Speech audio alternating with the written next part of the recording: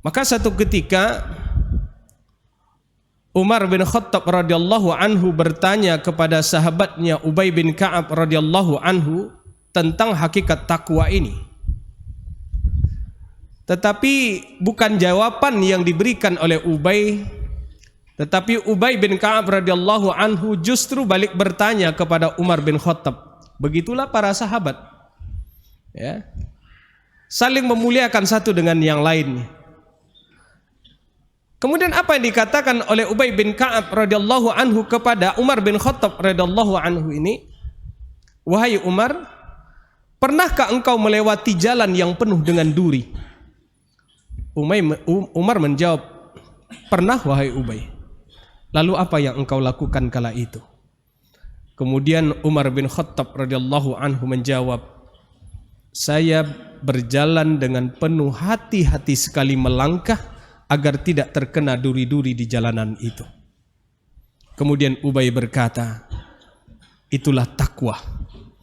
Dari sini kita paham bahwa ternyata takwa itu merupakan kepekaan batin, kelembutan perasaan, rasa takut kita yang begitu dalam kepada Allah Azza wa Jalla, sehingga akan melahirkan sikap hidup kehati-hatian melangkah dalam kehidupan ini, dalam perjalanan hidup kita ini, agar tidak terkena duri-duri maksiat dalam perjalanan itu.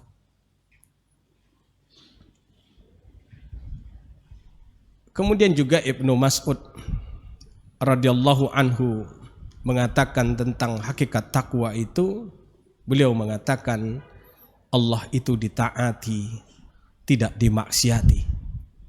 Jadi ketaatan kepada Allah Subhanahu wa taala dan meninggalkan kemaksiatan kepada Allah Subhanahu wa taala akan menjadi tameng dalam kehidupan kita, itu tameng antara diri kita dengan azab Allah Subhanahu wa taala. Itulah buah dari ketakwaan kita kepada Allah Subhanahu wa taala.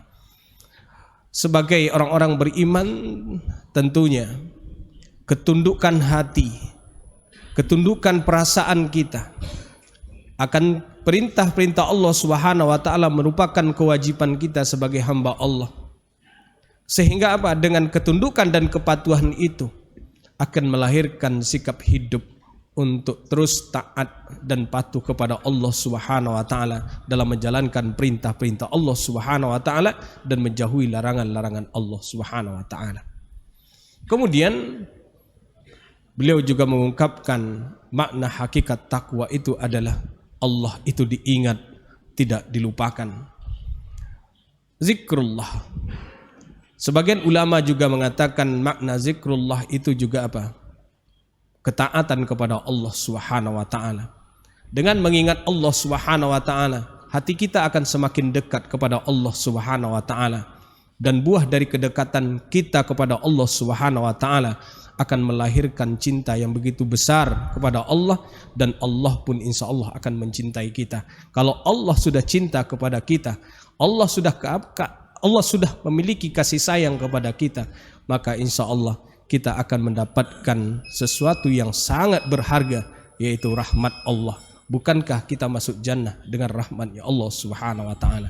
Kemudian yang ketiga, kata Ibnu Mas'ud radhiyallahu anhu tentang hakikat takwa itu adalah Allah itu disyukuri, tidak dikufuri.